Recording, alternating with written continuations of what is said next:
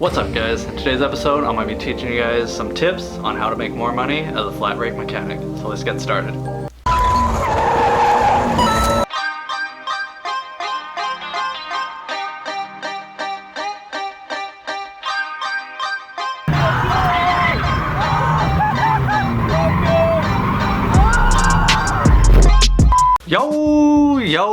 Yo! What is up guys? Nick Nakai here, Let's Drift Media. Thank you guys for coming back to the channel. Hope you guys enjoy this episode. Please subscribe if you're new. Before we get started with this video, I have a couple of things I want to go over or get your guys' input, see what you think about it. Thinking about doing a giveaway slash raffle, like everyone maybe puts in 10 bucks or something a square and buying like basically all the tools I would recommend you to start off as a technician or even a loop tech.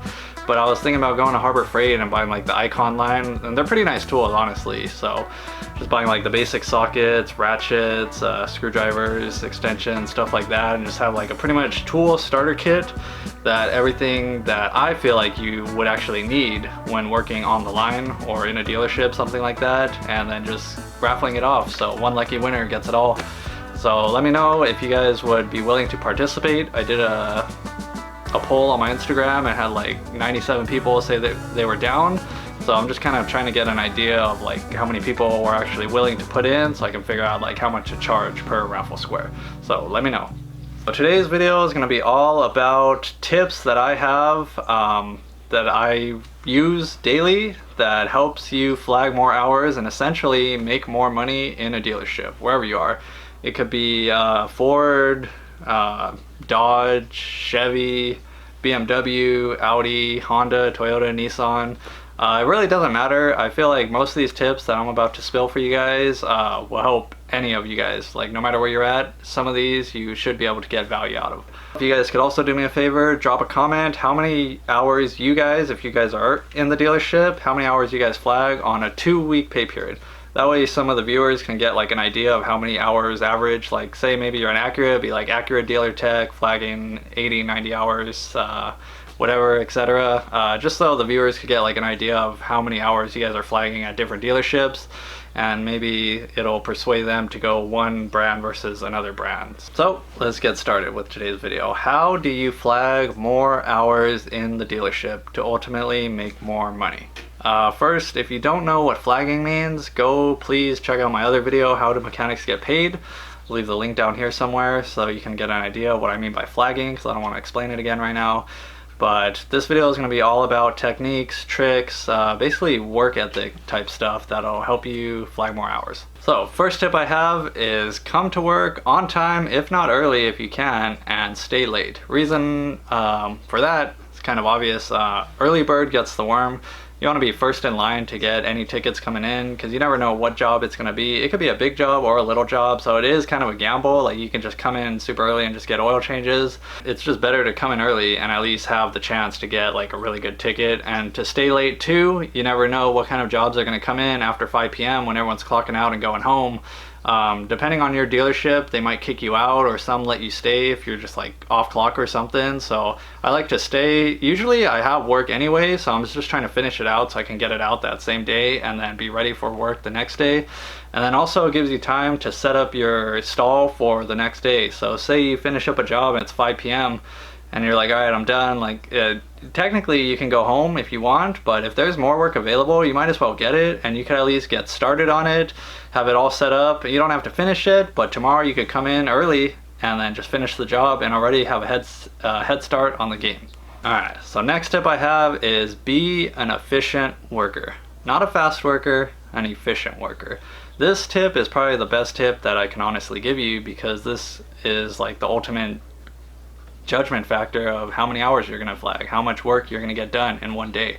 When I say being efficient, I'm talking like from start to finish, like from getting the repair order in your hand, figuring out what job it is, to pulling the car in, to racking it up, to actually working on the car, to pulling when you're going to get the parts for that car, to finishing the car, working on the car, and actually completing the car, and even closing out the ticket. So I could kind of go on for this for a while, but the thing about being efficient is it kind of goes down to like your workflow and how you work. So like everyone's gonna have like a different routine on how they work. But the best example I could give you is, say, like an oil change. Like this is just the simplest kind of work logic I would like to use, because when I was a loop tech at Toyota, I tried to get my oil change routine on lock. So like it would literally be 10 minutes and I'd have that car in, oil change, and done. So like an example I would say is, like, say you get a repair order, it's an oil change. All right, you see you're gonna need oil filter and oil. So usually what I would do is I would pull the car in for something like that, rack it up, kind of do the inspection on top while the car is still lower, fill up all the fluids besides the oil while it's right there, and then I would rack it up, lift it in the air, drain the oil. While the oil is draining, I would go set tire pressure, do my brake inspection, do my tire tread measurements, inspect for leaks.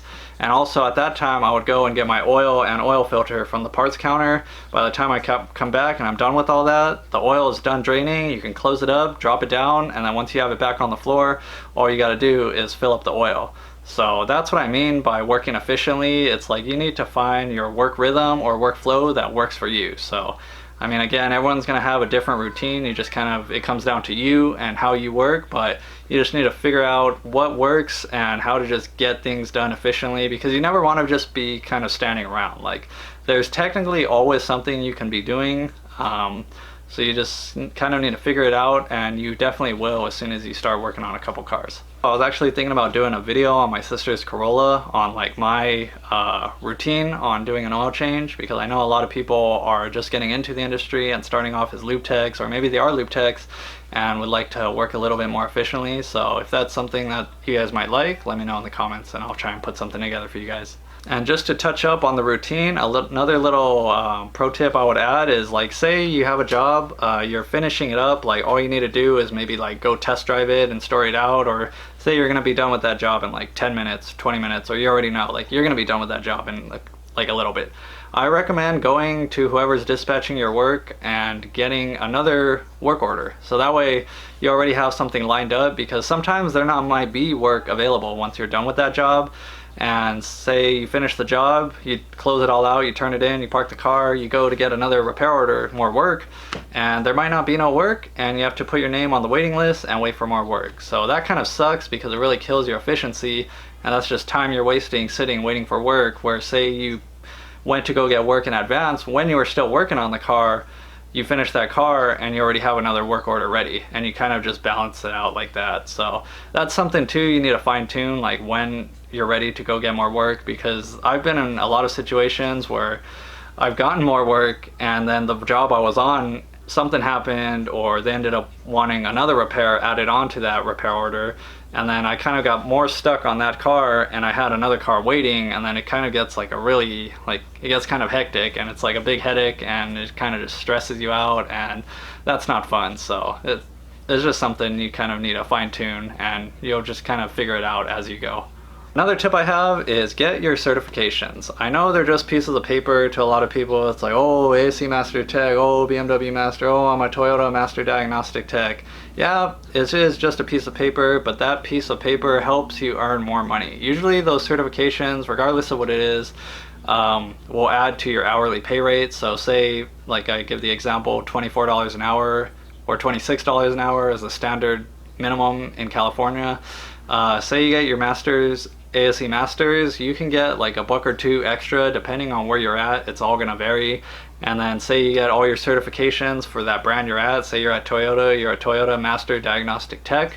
All of those add up and stack up onto like your kind of like technician profile. And the more paper certifications you have, the more dollars per hour you are going to make. So really important to get your certifications, even though you're just going to be doing even the same work, but you're going to be getting paid more per hour. So I don't see why people don't do that. Next tip I have is never say no to work. Never, ever, ever, ever, never, ever say no to work. A lot of people I'll see in the field, and like whoever is handing out work, they'll be like, here's this car, or here's this ticket. Some people will actually say like, no, like I don't want that. And to me it's kind of funny, because like we're in this industry and usually it's bumper to bumper, at least where I've been at. So it's like, how are you gonna say no? Like, I don't do that. Like, if you're a technician, you should be doing bumper to bumper. You do everything. That's like the job of a technician, at least in my mind. So I recommend never saying no to work, because if you do say no to work, you're gonna be known as that guy who's like the pick and chooser. And then if there's another guy, he's always saying yes to work, just take it, I'll take whatever. They're gonna like that person a lot more, and more than likely that person is gonna have more opportunities to get more jobs, because he's gonna kind of be in favor of whoever's handing out work. So an example I could give at Toyota, we had team leader based systems. So you had one team leader, he was a technician flagging, and he had 4 guys under him. That team leader would get the repair orders from the service writers, all the jobs, and he would look at them and be like, okay, this technician's gonna get that, I'm gonna give this to this, I'm gonna give this to that. And there was a couple times where I saw there was like good tickets, and they would give them to me because they know I would just take whatever and I just do it and I get it done fast. And then there would be other technicians and it's like they're either lazy or they're kind of pick and choose at work, and that team leader was basically like, oh well, kind of screw this guy because he's like lazy, like I don't like him. And it's sad as it is, but that's kind of too where politics come to play.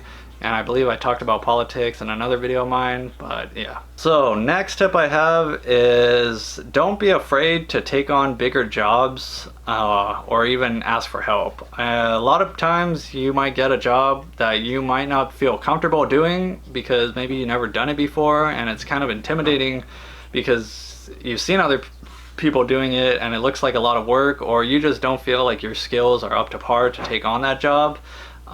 The only way you're gonna learn is from trying. You may fail, but you're trying, and even if you fail, you're learning something. So back when I was a lube tech, I would see guys doing big jobs like engines and stuff, and I never like disassembled engines or really pulled out an engine. Like maybe I just pulled out my 240 engine, but like it's not the same like at work on a car you never worked on. You're like, oh shit, like I don't want to work on this car, like I don't want to do it, I'm scared, I don't want it.